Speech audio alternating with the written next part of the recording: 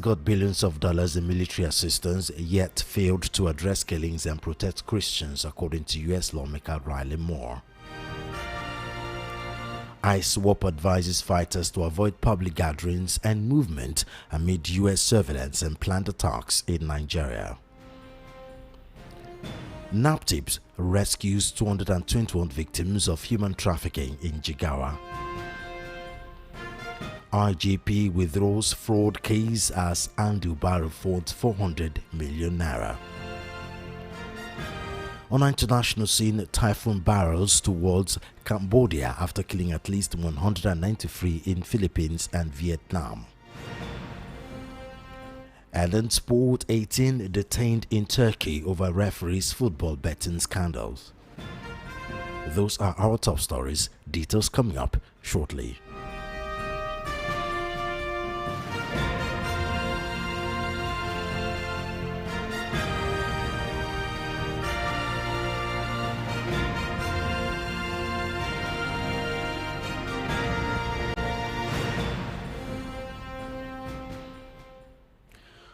We begin the news this afternoon with Riley Moore, United States lawmaker, and leader of the investigative committee set up by President Donald Trump over alleged killing of Christians in Nigeria, has accused the Nigerian government of failing to justify the extensive military assistance it received from Washington.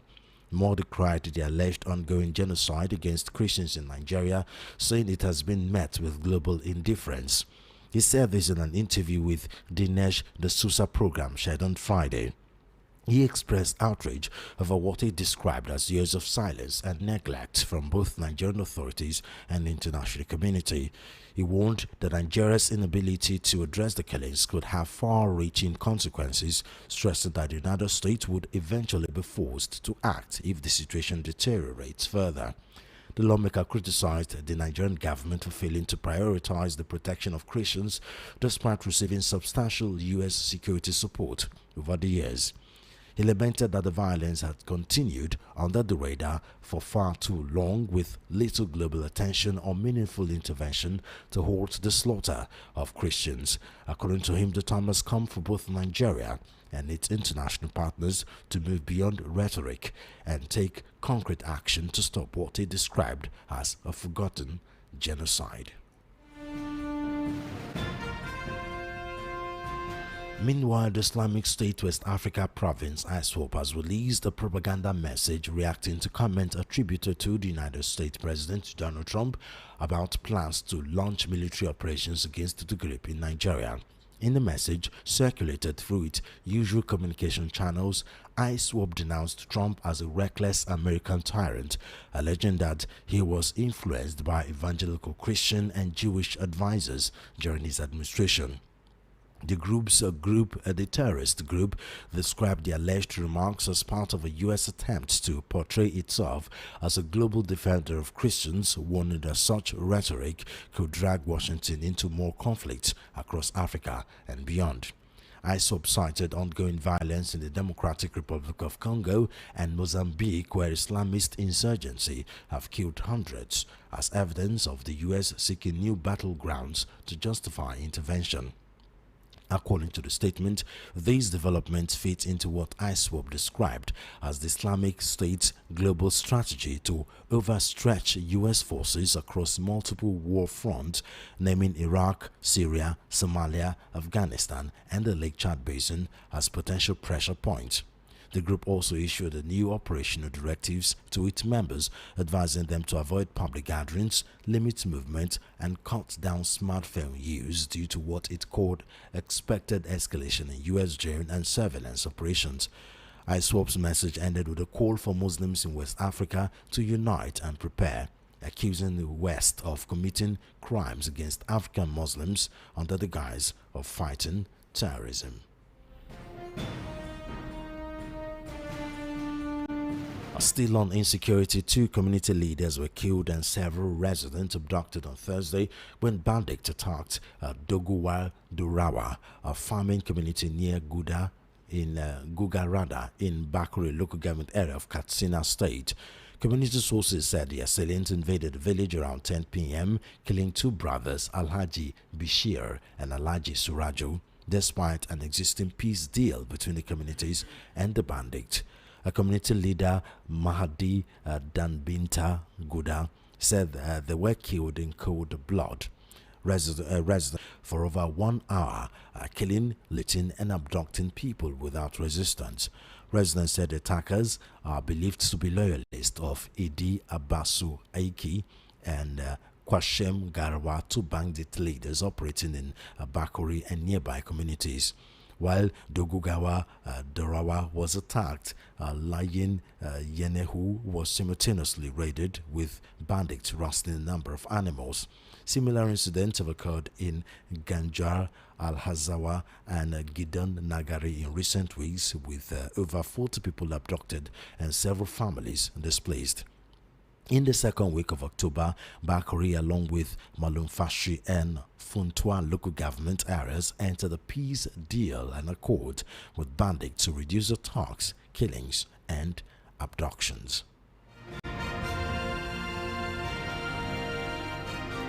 The Jigawa command of the National Agency for the Prohibition of Trafficking in Persons, NAPTIP, says it rescued 221 victims of human trafficking in the state in 2 years. The agent's commander in the state, Abduladir Tolaju, stated this at a one-day sensitization campaign against human trafficking in Kazaure. He said the victims were rescued and reunited with their respective families after the establishment of the command in July 2023. He added that the command has also, within the period, recorded 2 convictions and conducted 175 sensitization programs in various communities, schools, places of worship, motor parks, and markets across the state. The exercise was organized in collaboration with the Jigawa State Ministry of Local Government and Community Development. The campaign is part of the aggressive zonal grassroots sensitization campaign for stakeholders and critical stakeholders in the 27 local government areas of the state, to be conducted in 3 phases. The one held in Kazaure, being the first phase, is for 12 local government areas from Jigawa northwest.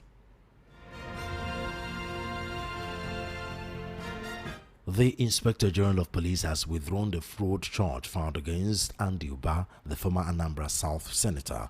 Uba and his co-defendant Benjamin Etu are facing charges over an alleged 400 million naira fraud. According to the charge, Uba, Etu, and one Ajia Fatima, now at large, allegedly conspired in 2022 to obtain 400 million naira from one George Uba under false pretense. The defendants reportedly claimed that they could secure the appointment of the managing director of the Niger Delta Development Commission (NDDC) for anyone willing to pay 400 million naira. The Attorney General of the Federation (AGF) had on July 7 given the IGP permission to prosecute Uba and Etu. Several attempts to arraign the defendants stalled, and on September 24, the court threatened to issue an arrest warrant against Uba if he failed to appear on the next date. At the court session on Thursday, Aminu Abdullahi, IGP counsel, told the court that the prosecution had filed a notice of discontinuance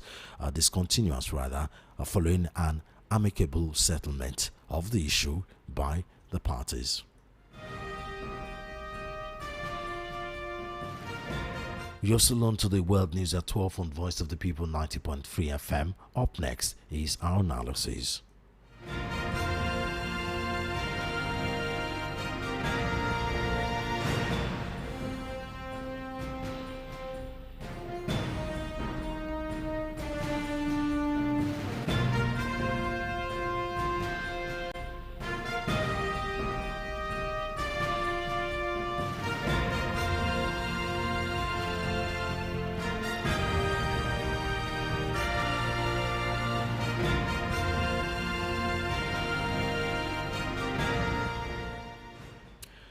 It is time for our news analysis on the World News at 12 on Voice of the People 90.3 FM, and I have Peter Anosike, a current affairs analyst. He is also an academic doctor with PhD on consulting and profits management from Brenner University in the state of Delaware, United States. He is also the author of the book Abuse of Power: How Democracy Turned into Tyranny of the Few. Dr. Anosike, thank you for joining us on the news. Thank you for having me. Obviously, the U.S. allegation of Christian genocide is not dying down anytime soon. And of course, a lawmaker, Riley Moore, the chairman, have been in charge of the committee set up to look into this matter, has revealed, which is not surprising, that Nigeria have been given billions of dollars in military assistance over the years by the United States, and yet had failed to address killings, and of course, according to them, specifically protect Christians. And of course, we know the different donor international agencies all over the world that have been pouring lots of money in Africa for different issues, health, and of course assistance in fighting terrorism. And we know the US have taken up the mantle over the years, especially since 9/11, on the world campaign against terrorism. So it's not surprising that Nigeria, that have been bedeviled with insecurity over the years, will be recipients of this numerous military assistance. And of course, it's no wonder they're making a huge deal out of it, because with the millions of dollars, that Nigeria have gotten in military assistance, one should be expecting that the war on insecurity should have been dying down by now. Well, what Moore said is the truth, the whole truth, and nothing but the truth. But where that I saw something that is not very comfortable to me is that statement: prioritize the safety of Christians. Understand? So for me, Christians are not asking for special preference. Understand? What she should be talking about is the safety of all Nigerians, irrespective of religion, whether atheists, Muslims, Christians. Understand? So the safety of all Nigerians, which is what the president swore to protect. I know that billions and millions of dollars are coming in, but they are not being used for what it was meant to do. A lot of this money are being siphoned into personal pockets. And why this war has continued is that a lot of people are benefiting from it. If not, it would have stopped since. If people are not benefiting from it, it will have stopped. So why this war on insurgents has continued up to now is one, corruption, then negligence on the part of government officials. It did not start today. It did not start under the Tinubu's administration. It subsequent government has been complicit. Mind you, under the administration of Muhammadu Buhari, Badejo, the head of the mighty Anda, was almost like a president. He was not obeying even the IG. He was not obeying police commissioners. Mighty Anda was even like a second government, because the government then were not only protecting but encouraging them. I have the likes of Sheikh Gome being like a middleman between the government and these bandits. So, but you can see that after the end of Buhari's administration, Mighty Anda has kind of gone under. Understand? True. They are no more being heard, which means they were being encouraged, promoted. They were emboldened by the government of that time. Of the time. So this is now, I can say, as negligence on the part of government. And so some of these military officers have also testified that at times they will have these insurgents in front of them, and a call will come, go back. Do you understand that? So, but the most important thing, which we must not get twisted, is that Americans are given conditions. Stop the killing. Understand me? Stop the killing. According to it, when Nigeria failed to do the right thing, that they will now come in and take action. Sure. They have not said that they will come in. They say if Nigeria fail to wake up to take up their responsibility, they will now come in. In today's, I watch the front pages of most of the papers today. It was reading that Tinubu vows to end insurgents. Understand? So what Donald Trump has done is to wake him up to his responsibilities. And that's how I can interpret this. What Trump has done is to wake him up to his responsibility, because in the last 1 week, we have seen a lot of things. One, they have held a national emergency security meeting. He has attended a fake meeting, which he had not attended for a very long time. Understand? Fake meeting. Understand? Federal Executive Council meeting. Oh, fake. Okay. Fake. I thought you said fake meeting. No. Federal Executive Council meeting. Thank God we clarified that. Yes, which, because I don't like being misinterpreted or misquoted. Federal Executive Council meeting. Fake. Yes, Good. fake. Good. So now Nigeria has every responsibility to stop America from coming. But at this point in time, what we should be talking about is unity, not division. What we should be talking about is unity, not division. Not saying that some people are rejoicing, some people are saying America should come. No, because assuming that in between 1967 and 1970, that Nigeria has fought another country. Understand? Who have been more united now than a part of Nigeria fighting the other. So it is easier for a country to unify when there's an external aggressor than division within. Understand? And that's usually very obvious whenever there's a football match. Understand? All of a sudden, there's no Igbo, there's no Hausa, there's no Yoruba. Sure. All they want is Nigeria unity. to win the football match. That's what we should be doing now to unify and fight these insurgents, and not trying to ethnicize it. Understand? And not trying to. It will not help.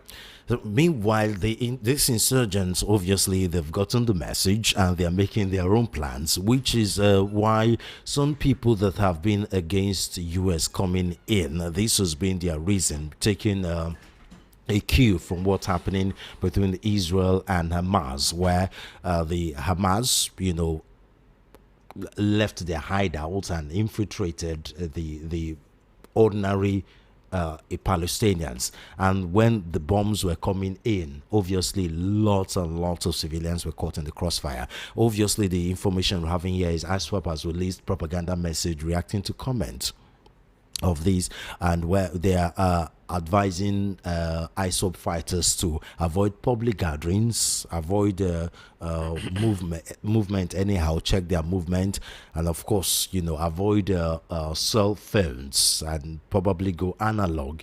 So obviously, their parts, they're actually preparing for these, which at the end of the day, it is the ordinary citizens that will suffer for whatever clash will happen.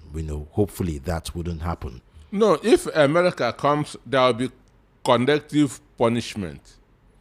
There will be collective punishment. Innocent people would die, because a bomb does not know a terrorist and an innocent person.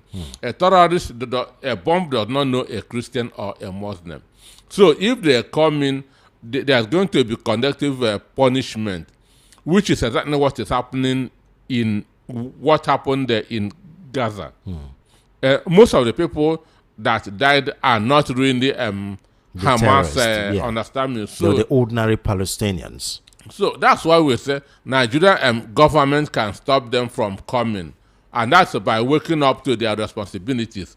Those conditions that they are given, if you fail, don't fail. Understand? If you fail, don't fail. And I keep on saying, now, they banned America beaming their satellite on McBan and Meiji Anda. Because these people are the cattle rearers that are walking up and down with AK-47.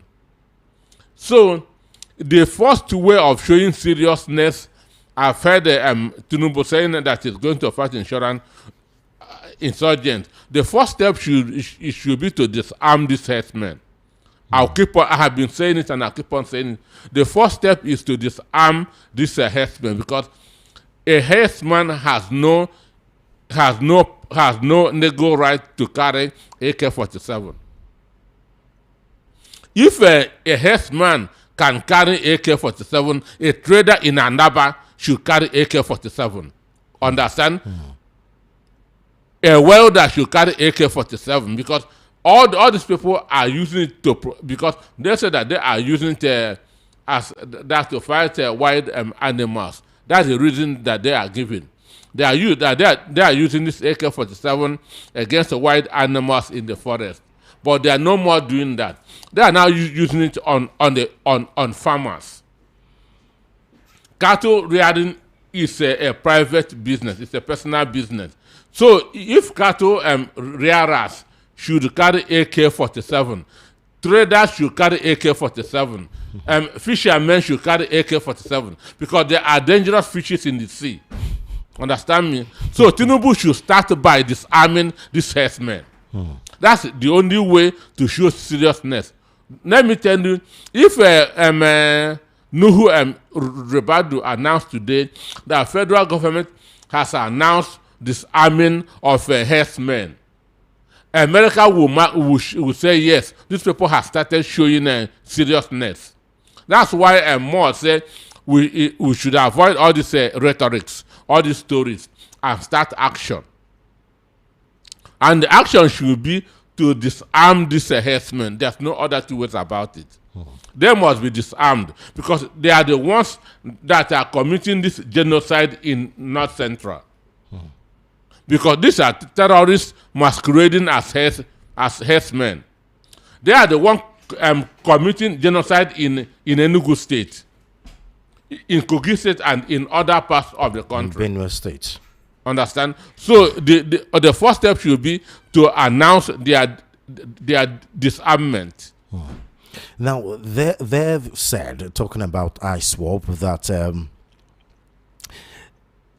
one of their strategy is to overstretch the U.S. forces, which they've successfully been doing. That the U.S. forces have been stretched far and wide, naming Iraq, Syria, Somalia, Afghanistan, and the Lake Chad as potential pressure point. What do you think about that? They are all mad. They are all mad. Understand? They are all mad.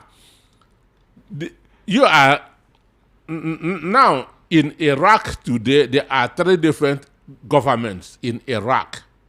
Understand? The center, there's a government in Benghazi, there's a government in Tripoli, and another one. Understand?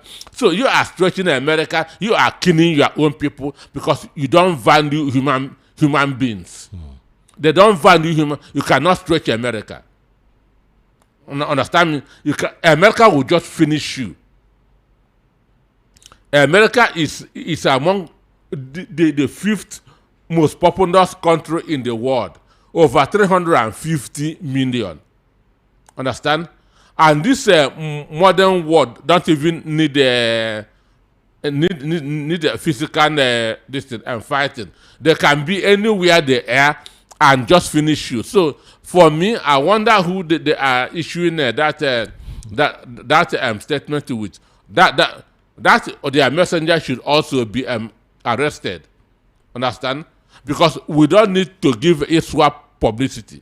We don't need to give a Boko Haram this thing. Publicity. Publicity. Let's go to the next topic, where the Inspector General of Police has withdrawn the fraud charge filed against Andoba, the former Anambra South senator. And apparently, after refunding the 400 billion naira, he took by fraudulent act. Well, he's free to go. Well, for me, this is a very bad example. Understand? Assuming if I steal, you take what I steal and I'm free, that's good. I can still come and steal another day. So this is a very bad example. Just like the guy Onaji that forged crime, you should face prosecution, and not because he had returned, because he said that fraudulently obtained, which is a criminal offense. Understand me? So for me, I tell the truth no matter who it is for or against. Understand? Whoever commits crime should face prosecution. That is the way to go. And facing prosecution is to deter other people from committing that same offense. Because this thing now, if you want to see the DG of what do they IG, Inspector General of Police. No, the DG of this NDDC. Okay. You pay 400 million. And now this guy is paid 400 million and they were unable to take them to the DG. That's what happened. No, he actually was supposed to secure the appointment of the NDDC. The 400 million was supposed to help him secure the appointment. But he didn't do that. No. Which is fraud. Obviously. And what should happen? Prosecution. And mind you, the value of 400 million in 2022 is not the same thing as now. So the guy has run at a loss. The guy has run at a loss. So just returning that money is not enough. He should be prosecuted. And this is why some people are very skeptical of the government, that these rules are meant for poor people and not for certain kind of people, not for the rich, not for the powerful. A lot of these laws are meant for poor people. It's stuff like this that gives credence to this kind of conspiracy theory. I read of a story in Ondo where somebody who stole a bag of pepper was given 7 years imprisonment. 7 years imprisonment. He was caught with the bag of pepper. He broke into a shop, carried the bag of pepper. So this Amoteku that's arrested saw him with that bag of pepper. They collected it from him, take him to court. He was jailed 7 years, and the bag of pepper returned to the owner. 7 years. So what is the difference between that and this? Because the thief has returned the bag of pepper to the owner. Then why jail him? There's a huge difference. I mean, the bag of pepper wouldn't even get to 200,000 naira. So for me, they say that laws are made for the poor, exceptions are made for the rich. But it is not right. Whoever commits crime should face prosecution. And the fact that it is the IGP that is withdrawing this fraud case makes it even worse. The chief of police makes it even worse. Makes it even worse. And that's why investors will not come to this country. That's why investors will not come to this country, because corruption is everywhere. This is an act of corruption on the part of the IGP. It is corruption on the part of the judiciary. Understand? That has failed to live up to its responsibility. But what would the judiciary do when the IGP has withdrawn the case? There's nothing they can do about it. The judges can only prosecute a case brought forward to them. This is a case between Andy Oba and the state. Exactly. Understand me? The judges have nothing to do with that. They can only judge on the case brought before them. No, police are used as prosecutors. Understand me? So, but if the complainant say, I want to withdraw my case, fine. But for IGP to withdrawing, that makes it too bad. The complainant can say, we have settled outside the court. I want to withdraw this case. So mentioning IG name. I mean, the fact that the IGP came into the matter shows there was even pressure on the complainant, like receive this money, and then the complainant have no choice than to receive the money. Andy Oba is in APC, and you understand what they can do. Indeed. Dr. Anosike, thank you very much for your time. It's always a pleasure talking to you. Thank you for having me.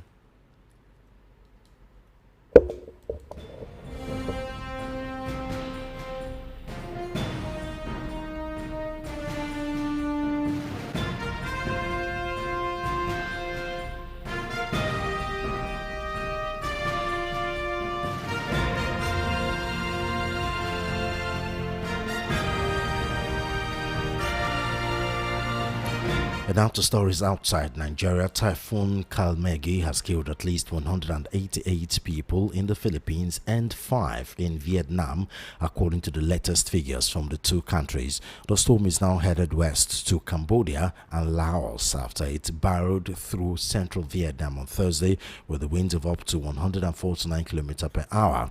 Towns along Vietnam's central coast were littered with debris this morning after taking the full brunt of the storm overnight.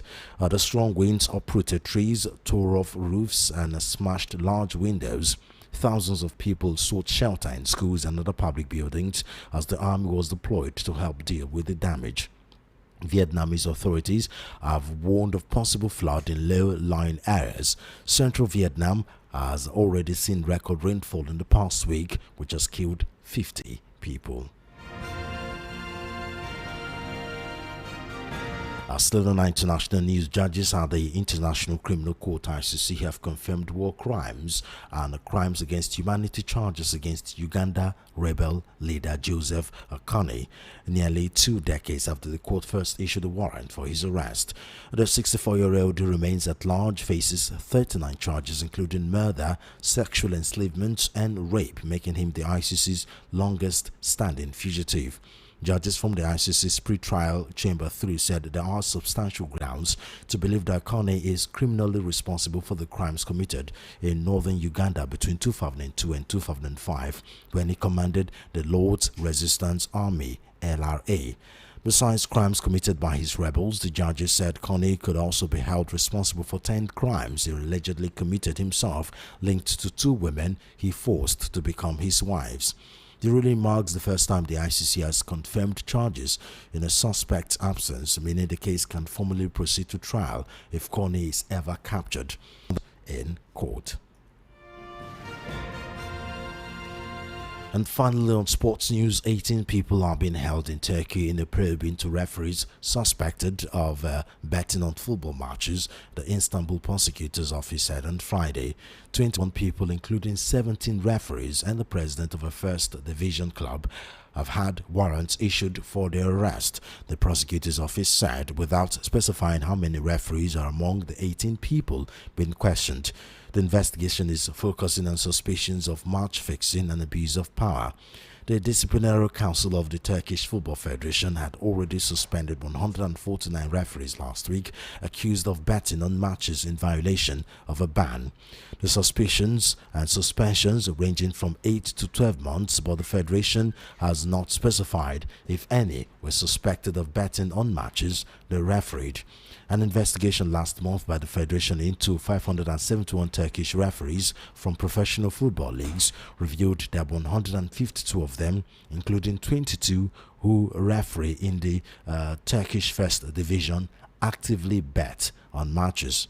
The referees denounced the outrageous accusations in a joint statement on Wednesday, insisting that none of them has ever bet on a match they officiated. And that's the news. But before we go, here again are our top stories. Nigeria has got billions of dollars in military assistance, yet failed to address killings and protect Christians, according to US lawmaker Riley Moore. ISWAP advises fighters to avoid public gatherings and movement amid US surveillance and planned attacks in Nigeria. NAPTIP rescues 221 victims of human trafficking in Jigawa. IGP withdraws fraud case as Anduba refunds 400 million naira. Outside Nigeria, typhoon barrels towards Cambodia after killing at least 193 in Philippines and Vietnam. And in sport, 18 detained in Turkey over referees' football betting scandal.